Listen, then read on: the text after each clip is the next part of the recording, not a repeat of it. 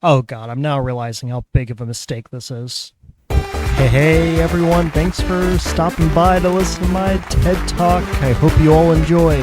Come on, give yourselves a pat on the back real quick. Come on, everyone give yourselves a quick pat on the back. You earned it. You're doing such a great job out there. Keep it up. Thanks for watching. Over the last couple of weeks, me and a good friend of mine have started watching Bleach, and my god, has it been an awesome experience. I watched Bleach like 10 years ago, and it's been a blast re-experiencing a show that helped shape who I am today. Now that I'm older, there's a lot more I'm getting out of this viewing. If you asked me when I was 15 why I liked Bleach, I would have said, it has good fights, and nothing more. When I went to write the script for this video, I remember just how long Bleach is. It's really long. So because of that, in this video, I'm only going to be talking about the first arc, the Ancient of the Shinigami arc, which comprises the first 20 episodes. If I made a video about Violet Evergarden and Afro Samurai, there would still be less content for me to cover. Also, I realized I wrote this script assuming you've watched the show before, but in case you've never seen Bleach, here's a list of terms I'll be mentioning. Feel free to pause the video now to read over it if you'd like. So, without further ado, let's start at the beginning of Tai Kubo's amazing story known as Bleach.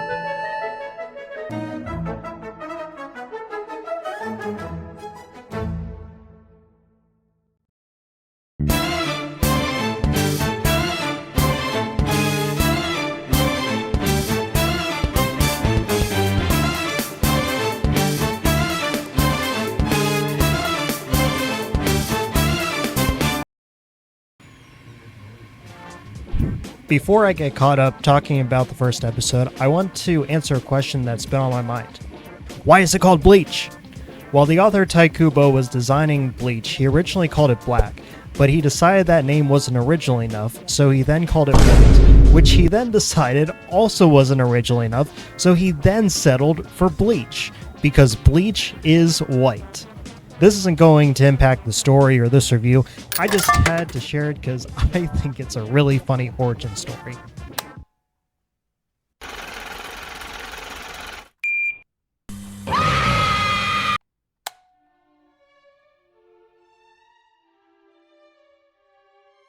The first thing that Bleach shows us, besides its really good opening song, is a spooky scene showcasing the Land of Hollows. One of the things I love about Bleach are its dark themes and how much effort the author and animators put into getting this atmosphere right. Whenever we are shown other planes of existence or a hollow is nearby, the scene gets a creepy filter that's put over these scenes to showcase to the audience that we are in the presence of something sinister and supernatural. This is one of the only scenes that uses these almost underwater-like waves, but a lot of future scenes are going to have a slight change to the colors used. It's subtle, but it makes us feel that something is wrong. It's a detail that I really appreciate.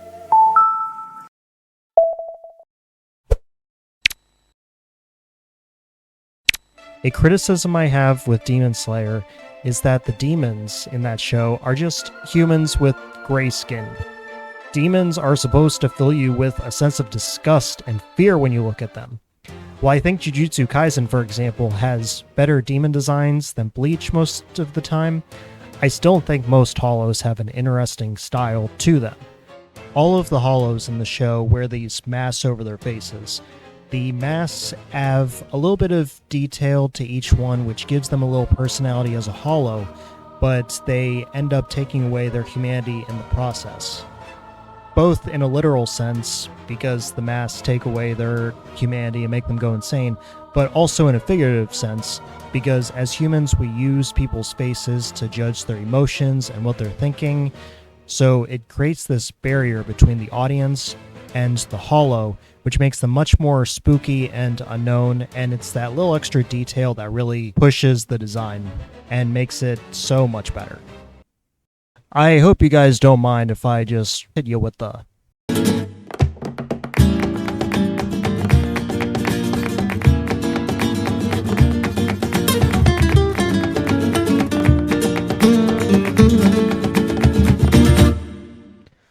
One of the benefits that Bleach has is that it has a wide variety of music.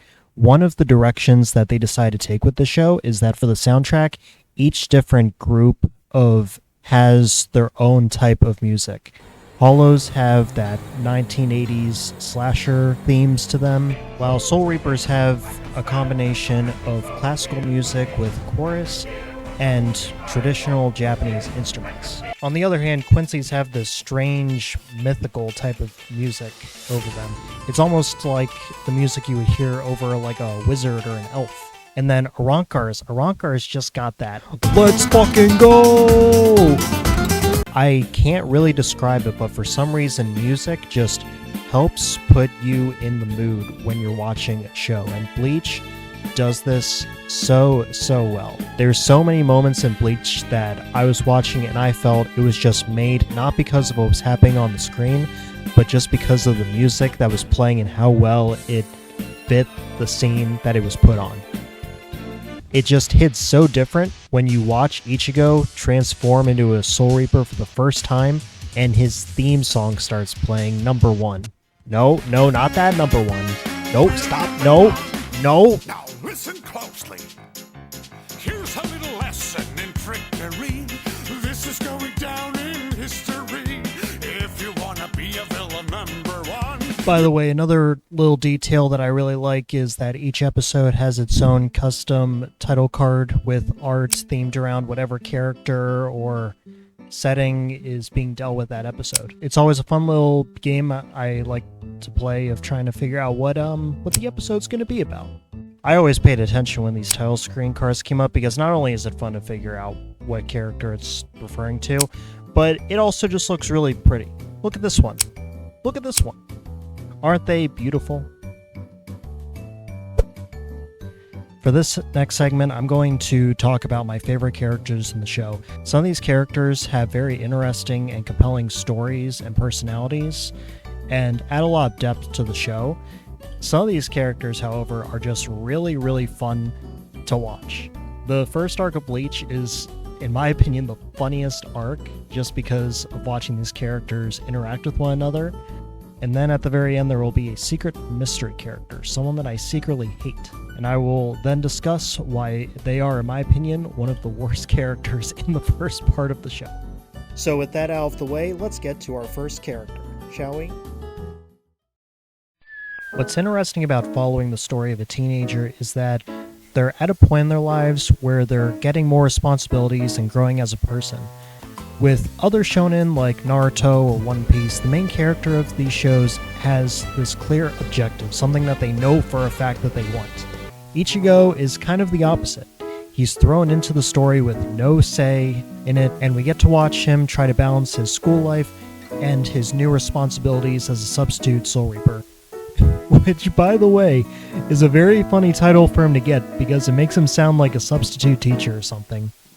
One of my favorite scenes is around the start of the show where Rukia forces Ichigo to save a human from a hollow. He's kind of thrown into a trolley problem scenario where he needs to decide between saving people or living as a high school student, and Ichigo tries to put up an act like he's the neighborhood tough guy, but as we're going to be shown time and time again, he's thrown into situations like this where he has to take down the facade and do what's right, because deep down, he's a good guy. You could say he's wearing a mask. Just like Ichigo, Rukia tries to have a tough exterior. When Ichigo gets powers later in episode 1, she starts to come off as the mother of the group, pushing the other characters, getting them out of trouble, and not letting her silly personality come out. Although she does a really bad job with the last one. A complaint I usually have with shonen is the lack of development female characters get. Thinking back on it, even my favorite shonen, Hunter x Hunter, has 0 female characters. The closest we got was Bisky, who was only in like 1 arc. Even the woman who raised Gon, Mito-san, was in like 4 episodes, and half of those were filler episodes where Gon just writes her a letter. It's very fun watching Rukia warm up to the rest of the cast, slowly dropping the act and learning to just be a teenager around them. Although, please ignore that she's 150 years old. Compared to Ichigo and Rukia, however, Ishida ain't hiding anything. At the point in the story that he's introduced, there are two primary conflicts. Ichigo adapting to being a Soul Reaper, and Rukia trying to manage the bad situation that they find themselves in. I like Ishida being a third conflict as being Ichigo's rival. Even though the group is fighting Hollows, it feels like he's the first real external challenge being thrown at Ichigo. Everyone knows that the lesson in Shonen is learning to get along with your rivals and use your new power of friendship to defeat the bad guy. I don't know if it's because I'm mad that Pokemon hasn't done this in a long time, but I enjoy that he's just an asshole rival that never learns his lesson. Throughout this season and the rest of the show, Ichigo and Ishida put aside their differences to get the job done, but they never actually become friends. This mostly comes from Ishida being a traditionalist who's trying to honor his tribe's name and show the world that they are better than Soul Reapers. The show gives a little bit of a backstory about what happens between the Quincy's and the Soul Reapers, and as smart as he is, Ishida isn't able to put that history behind him. It causes him to make a lot of stupid decisions.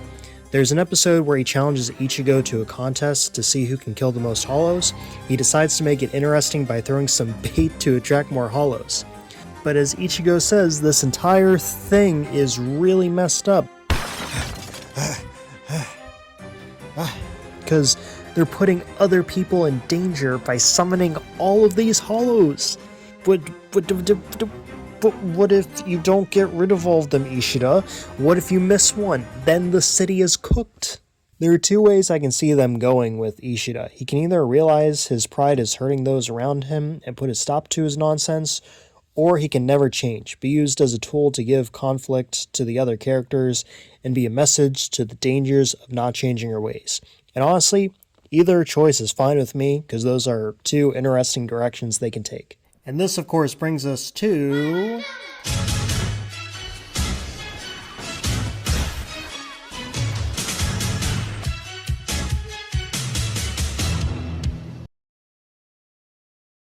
Mom, Chad DLC just dropped.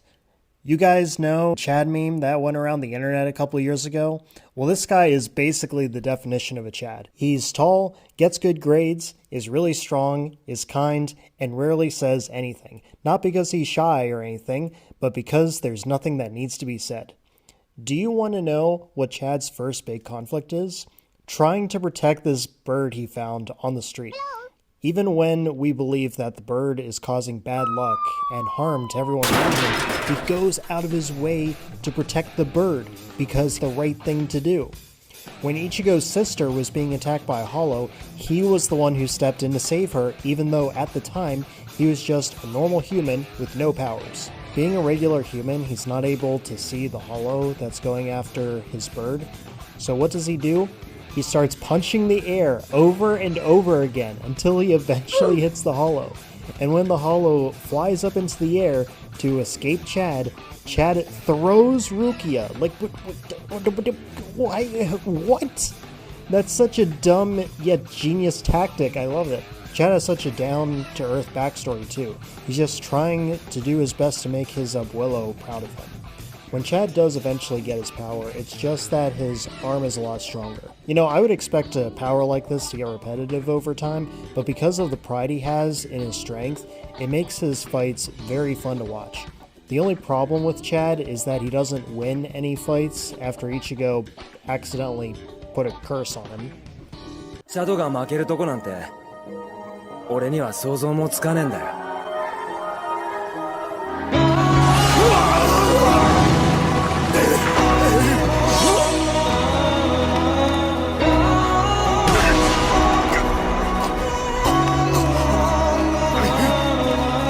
But even though he doesn't win any fights, he's still the champion in our hearts. Next, I want to talk about a character that is the complete opposite of Chad, the shady businessman Urahara.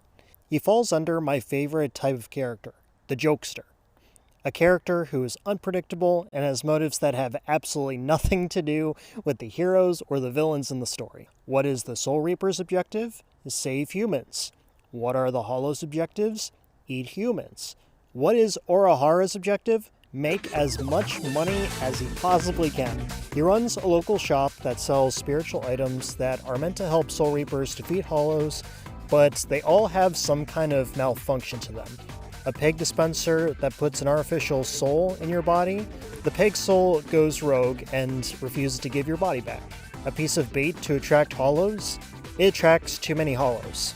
I'm looking at you, Ishida. Some of the most entertaining episodes from this arc was just seeing Ichigo and Rukia try to deal with the consequences of whatever product they were unfortunate enough to have purchased. And then at the end, Urahara has to show up and save them, apologizing by offering a coupon for their next purchase. He almost feels like the Team Rocket of Bleach. He shows up every once in a while to just cause chaos, and I, for one, love it. While Urahara got plenty of opportunities to mess with Ichigo, this next character only got one episode to shine.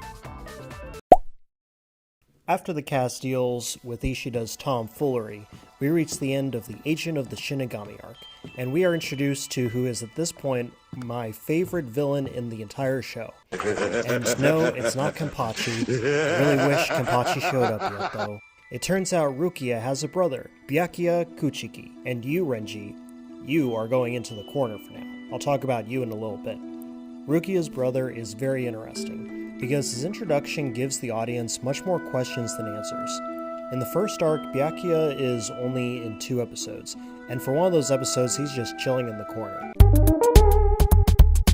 Throughout the first season, the author slowly drops little tidbits of knowledge about the legendary Soul Society. For context, they have a basic ranking system, with the captains at the top, then their lieutenants, and lastly all the plebeians under them. Byakuya is one of the captains, and he's shown up to arrest Rukia. And instead of giving us information regarding this, he's just staying in the corner, not doing or saying anything.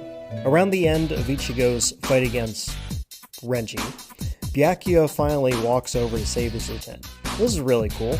We get to see how strong Ichigo is compared to one of the captains. Oh, and he already lost. Okay, so we still don't know how strong he is. That's cool. And he's gone. Have a great This time. episode left me wondering 3 things. Why exactly does the Soul Society care so much about Rukia? How strong are the captains? Because Ichigo pretty much got one-shot. And I still want to learn more about the Soul Society. But all we learned is that they can transform their swords, and they showed off what is a very cool looking door. Now when Ichigo and his squad go to Soul Society, there's going to be even more payoff and hype as we learn more about it. I really appreciate this type of world building, where we're just going to be thrown into a new world and get to learn it through our interactions rather than someone telling us in a tutorial. It's the reason Skyrim hits different. Sure, you can learn by reading all of the books, but most of the time you're learning by just talking to the people in the world. Now, this wouldn't be a complete video about Bleach if I didn't mention the GOAT, Don Kanoji. Aside from Ichigo, he is the only character that the main theme song plays for, and there is a good reason why. Ichigo might be the main character, but Don Kanoji thinks he's the main character. He hosts a ghost hunting television show that, according to him, a quarter of Japan watches. Let's see here. The population of Japan in 2004 was 127 million people.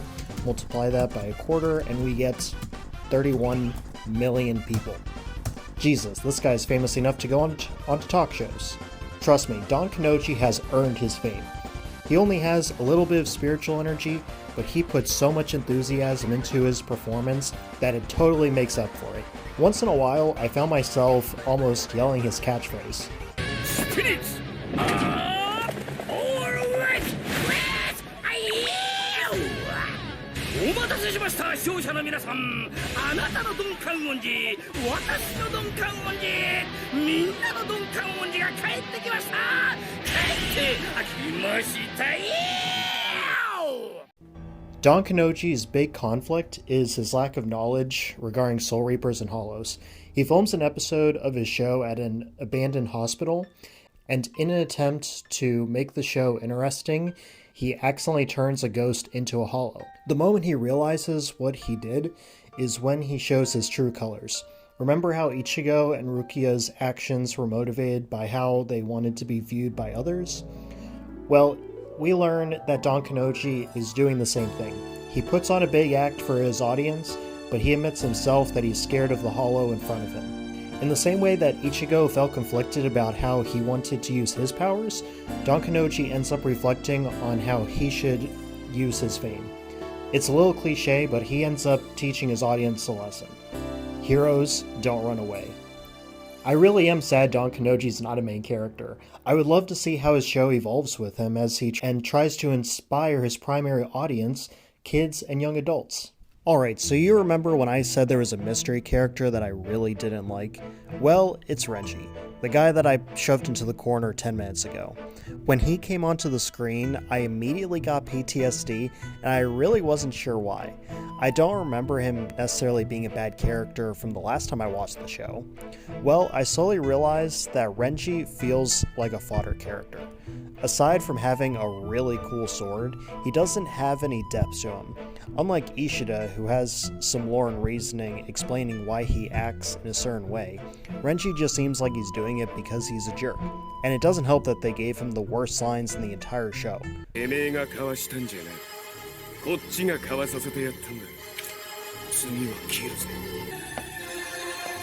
are you doing? Renji is also just the beginning of a big complaint I have with Bleach. Ichigo wins a lot of fights he really should lose. At this point in the show, there's no reason for him to beat a lieutenant. The manga establishes that Soul Reapers are hundreds of years old, so why is this 15-year-old, who's only been training for a week, able to beat one of them? In many shonen, there are plenty of training arcs to justify the main character getting stronger, but Ichigo never really has to train to get stronger. He just shows up and wins with willpower. And I think that's why I hate Renji. He symbolizes the beginning of the end. Hello again. On today's episode of Arrancar Encyclopedia, I will be discussing the art of making a good training arc, and how Bleach both succeeds and fails. And then I'll finally wrap up this review. Training arcs are one of the pillars of a shonen story. It's a way to give the main character a conflict that isn't just another monster of the week. They have the opportunity for the writer to introduce new mechanics to the power system and makes the character's improvement feel more natural instead of them just getting plot armor. And this first training arc is... it's alright. There's a lot that I like about this arc. They go over the steps of turning Ichigo into a proper Soul Reaper, along with some additional lore, and we get to see a new spell. These things are rarely used, so I'll definitely take it. Most training arcs will have a sensei to explain concepts and help the character grow, and Ichigo's sensei is...